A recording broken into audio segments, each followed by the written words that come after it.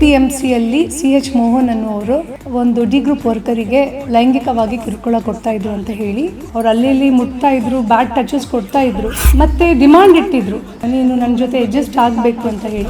Complaint ಕೊಡಬೇಡಿ, ಯಾಕೆಂದ್ರೆ CH Mohan ಯಾರಿದ್ದಾರೆ ಅವ್ರದ್ದು ಹೆಂಡತಿ ಹುಷಾರಿಲ್ಲ, ಅವ್ರಿಗಿಬ್ರು ಹೆಣ್ಮಕ್ಳಿದ್ದಾರೆ, ಕಾಂಪ್ರಮೈಸ್ ಮಾಡ್ಕೊಳ್ಳಿ ಅಂತ ಹೇಳಿ ಹೇಳ್ತಾ ಇದ್ದಾರೆ. CH ಮೋಹನ್ ಬಗ್ಗೆ ಇದಕ್ಕಿಂತ ಮೊದಲು ಸಹ ಬಳ್ಳಾರಿ ಜಿಲ್ಲೆಯಲ್ಲಿ ಸಹ ಒಂದು ಕಂಪ್ಲೇಂಟ್ ಆಗಿತ್ತು ಇದೇ ಥರದ್ದು.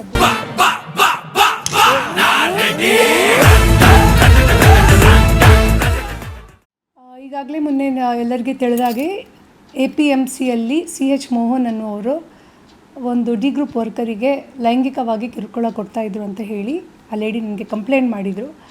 ಆ ನಿಟ್ಟಿನಲ್ಲಿ ನಾವೆಲ್ಲ ಲೇಡೀಸ್ ಹೋಗಿ ಅವ್ರ ಹತ್ರ ಮಾತಾಡಿದ್ವಿ, ತರಾಟೆಗೆ ತಗೊಂಡ್ವಿ. ಅದರ ನಂತರ ಸಂಜೆ ಹೊತ್ತಿಗೆ ನಾವು ಆ ಲೇಡಿಯನ್ನು ಕರ್ಕೊಂಡು ಪೊಲೀಸ್ ಸ್ಟೇಷನ್ಗೆ ಕಂಪ್ಲೇಂಟ್ ಕೊಡಲಿಕ್ಕೆ ಅಂತ ಹೋಗಿದ್ವಿ. ಹೋಗುವ ಟೈಮಲ್ಲಿ ಏನಾಯಿತು ಅಂದರೆ ಆ ಲೇಡಿ ಸ್ಟೇಷನ್ಗೆ ಅಷ್ಟೊತ್ತಿಗೆ ಬಂದಿರಲಿಲ್ಲ. ಏನು ಅಂತ ನೋಡುವಾಗ ಅವರು ಮತ್ತೆ ಅಲ್ಲೇ ಇದ್ದರು, ಆಫೀಸಲ್ಲೇ ಇದ್ದರು. ಅಲ್ಲಿ ಎಲ್ಲ ಸಿಬ್ಬಂದಿಗಳು ಎಲ್ಲರೂ ಸೇರಿ ಅವ್ರ ಹತ್ರ ಕನ್ವಿನ್ಸ್ ಮಾಡ್ತಾಯಿದ್ರು, ಕಂಪ್ಲೇಂಟ್ ಕೊಡಬೇಡಿ, ಯಾಕೆಂದರೆ ಈತ CH ಮೋಹನ್ ಯಾರಿದ್ದಾರೆ ಅವ್ರದ್ದು ಹೆಂಡತಿ ಹುಷಾರಿಲ್ಲ, ಅವ್ರಿಗಿಬ್ರು ಹೆಣ್ಮಕ್ಳಿದ್ದಾರೆ. ಸೊ ಆ ನಿಟ್ಟಿನಲ್ಲಿ ಏನಾದರೂ ಒಂದು ಕಾಂಪ್ರಮೈಸ್ ಮಾಡ್ಕೊಳ್ಳಿ ಅಂತ ಹೇಳಿ ಹೇಳ್ತಾಯಿದ್ರು. ನಾನು ಅಲ್ಲಿ ಹೋದಾಗ ಅಲ್ಲಿ CH ಮೋಹನಿನ APMCಯ ಮೇಲಧಿಕಾರಿಗಳು ಯಾರಿದ್ದಾರೆ ಅವರು ನನ್ನ ಜೊತೆ ಮಾತಾಡಿದರು. ಅವರು ನಮಗೆ ಭರವಸೆ ಕೊಟ್ಟರು, ಆ ಲೇಡಿಗೆ ಇನ್ನು ಮುಂದಕ್ಕೆ ಯಾವತ್ತೂ ಇಂಥ ಕಿರುಕುಳಗಳು ಆಗಲ್ಲ ಅಂತ ಹೇಳಿ. ಅದಲ್ಲದೆ ಅವರಿಗೆ ಅವರ ಜಾಬ್ ಭದ್ರತೆ ಏನಿದೆ ಅದನ್ನು ಅವರು ಕೊಡ್ತೇನೆ ಅಂತ ಹೇಳಿದ್ದಾರೆ. ಯಾವ ರೀತಿಯಲ್ಲೂ ಅವರಿಗೆ ಮಾನಸಿಕವಾಗಿ ಅಥವಾ ದೈಹಿಕವಾಗಿ ಹಿಂಸೆ ಆ ಜಾಗದಲ್ಲಿ ಇನ್ನು ಮುಂದೆ ಯಾವತ್ತೂ ನಡೆಯಲ್ಲ ಅಂತ ಹೇಳಿದರು, ಭರವಸೆ ಕೊಟ್ಟರು. ಮೀನ್ ಟೈಮ್ ಈ ಲೇಡಿ ಸಹ ನಮ್ಮ ಹತ್ರ ರಿಕ್ವೆಸ್ಟ್ ಮಾಡಿದರು, ಅಂದರೆ ಆಗಿದ್ದೆಲ್ಲ ಆಗಿದೆ, ಅವ್ರಿಗೀಗ ಒಳ್ಳೆ ಪಾಠ ನಾವು ಕಲಿಸಿದ್ದೇವೆ ಅಂತ ಹೇಳಿ. CH ಮೋಹನ್ಗೆ ಅದೇ ದೊಡ್ಡ ಅವ್ರದ್ದು ಮಾನ ಭಂಗ ಆಯಿತು ಎಲ್ಲರ ಮುಂದೆ, ಅದೇ ಒಂದು ದೊಡ್ಡ ಪನಿಷ್ಮೆಂಟ್ ಅಂತ ಅಂದ್ಕೊಳ್ತೀನಿ. ಅವರು ರಿಕ್ವೆಸ್ಟ್ ಮಾಡಿದರು, ಇನ್ನು ಮುಂದೆ ಯಾವತ್ತೂ ಈ ರೀತಿ ಅವರು ನಡೆಯಲ್ಲ, ಈ ರೀತಿ ಹೆಣ್ಮಕ್ಳ ಜೊತೆ ನಡೆಯಲ್ಲ ಅಂತ ಹೇಳಿ. ಅದಲ್ಲದೆ CH ಮೋಹನ್ ಬಗ್ಗೆ ಇದಕ್ಕಿಂತ ಮೊದಲು ಸಹ ಬಳ್ಳಾರಿ ಜಿಲ್ಲೆಯಲ್ಲಿ ಸಹ ಒಂದು ಕಂಪ್ಲೇಂಟ್ ಆಗಿತ್ತು ಇದೇ ಥರದ್ದು.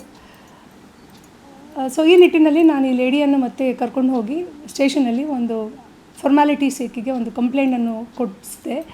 ಅವರೇ ಕೊಟ್ಟರು, ಅವರ ಇಚ್ಛಾನುಸಾರವಾಗಿ ಅವರು ಕೊಟ್ಟರು.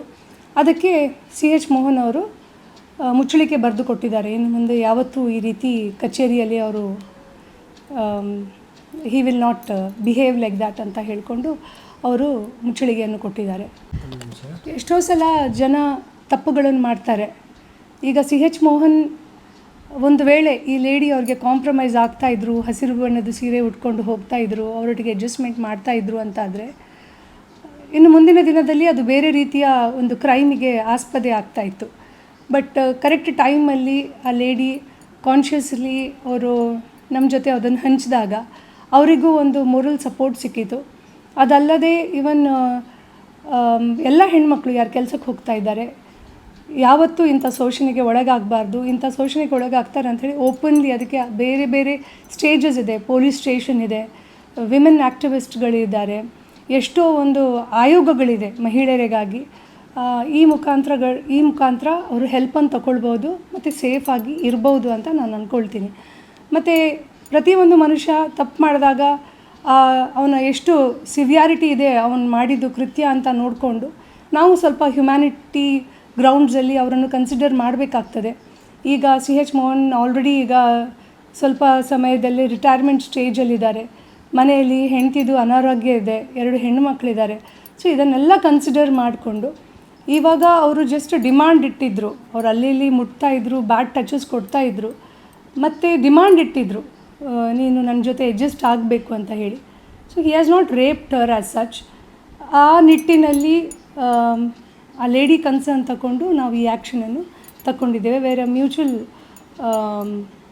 ಕಾಂಪ್ರಮೈಸ್ ಆಗಿದೆ ಪೊಲೀಸ್ ಸ್ಟೇಷನಲ್ಲಿ ಅಂತ ಹೇಳಲಿಕ್ಕೆ ಇಚ್ಛಿಸ್ತೇನೆ.